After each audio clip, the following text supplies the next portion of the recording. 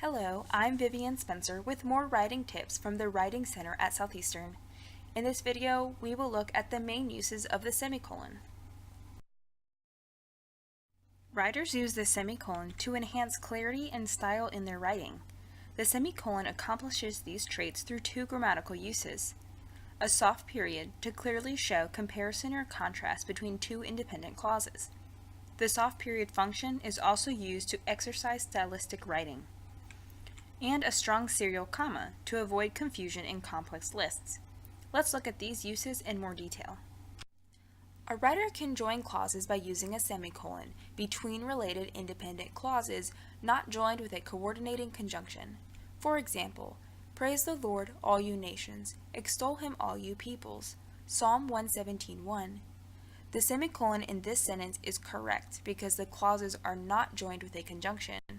The semicolon alone acts as a soft period that shows the close relationship of the two clauses.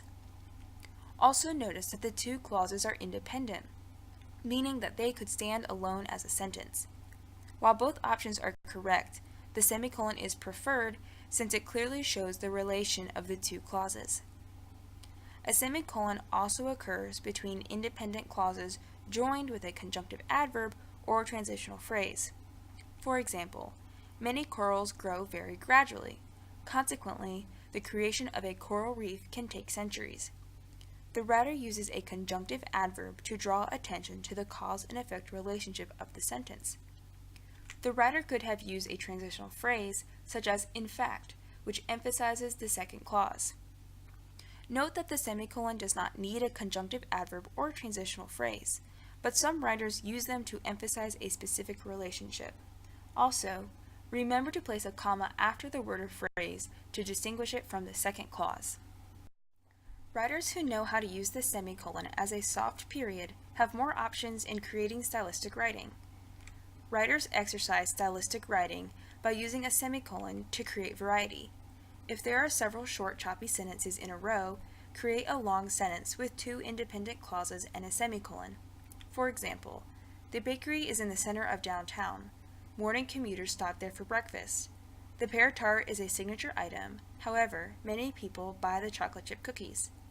Several simple sentences in a row can make a description read like a list of facts. To prevent this, the writer creates a sentence with a semicolon and conjunctive adverb to create variety in both sentence structure and content. Also, as I mentioned earlier, use the semicolon to emphasize the relation between two clauses. A writer can use the semicolon to demonstrate a connection that might not be obvious. For example, neither bold colors nor heavy lines made the painting striking. The sheer size of the canvas drew attention. The writer could have used a period, but using a semicolon emphasizes the contrast between the features of the painting. The semicolon enables the writer to practice concise writing while still clearly communicating the meaning of the sentence to the reader. The writer could have added the conjunctive adverb instead to make the contrast more obvious, yet the semicolon alone is strong enough to make the connection. When joining clauses, it can be difficult to remember what connecting words go with what punctuation. Remember that the coordinating conjunctions use a comma to join independent clauses. Coordinating conjunctions are very short words, so remember to pair the small words with the small punctuation, the comma. As we discussed earlier, conjunctive adverbs and transitional phrases use a semicolon to join independent clauses.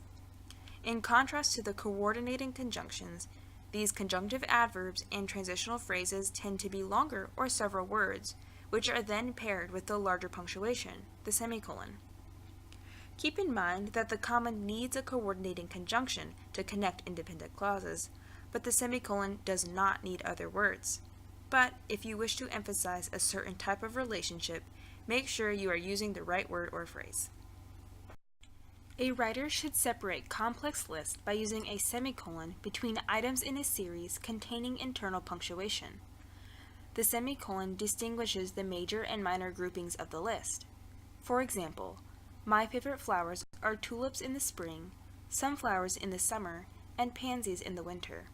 Without the semicolons, the reader has to separate the list based on the logic of the sentence. The semicolon acts as a strong serial comma to make the divisions upfront and clear for the reader. Here's another example where the complex list is divided by semicolons. The meeting attendees included Jacob the intern, Kelly the shift leader, Olivia the marketing manager, and Cameron the supervisor. The semicolon makes each item's primary and secondary information clear for the reader. The semicolon should not be used carelessly or in excess. Remembering the two main uses will help you avoid mistakes with the semicolon. Here are a few common mistakes to avoid. Do not use the semicolon between independent clauses joined with a coordinating conjunction.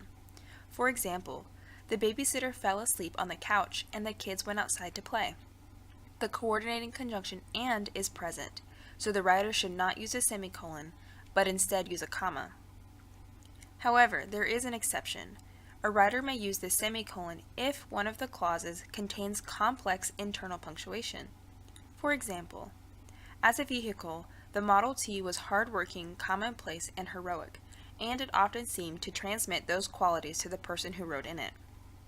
Because there is a lot of punctuation present, the writer uses the semicolon to make it clear to the reader where one clause has ended and the next clause begins.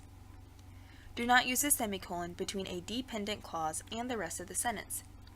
For example, with the Lord at my right hand, I will not be shaken. Psalm 16:8. The strength of the semicolon is not necessary for this sentence to be clear. Instead, the writer should use a comma. Do not use a semicolon to introduce a list. For example, remember to buy the ingredients for the cake: flour, butter, sugar, and vanilla. The semicolon creates too much division. Instead of a semicolon, use a colon to introduce lists. For more information on using the semicolon and other punctuation, check out these resources. And don't forget to check out our channel for more instructional videos on style, grammar, and composition. I'm Vivian Spencer with the Writing Center at Southeastern, and thanks so much for watching.